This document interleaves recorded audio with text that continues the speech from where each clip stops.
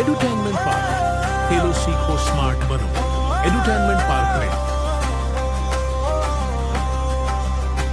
टहनी पे किसी शजर की तन्हा बुलबुल था कोई उदास बैठा।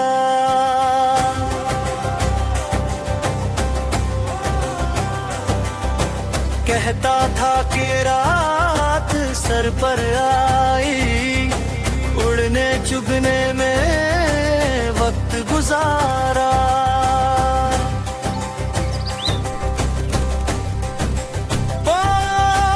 पहुंचूं किस तरह आशियां तक, हर चीज पे छा गया अंधेरा। सुनकर बुलबुल की आवाज़ारी, जुगनू कोई पास ही से बोला, हाजिर हूँ मदद को जान बदल से।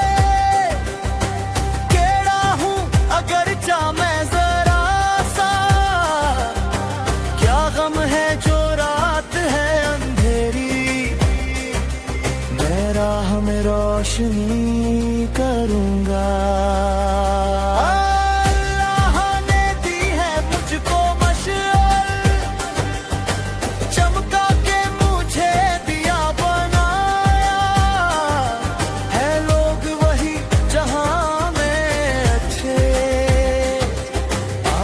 हैं जो काम दूसरों के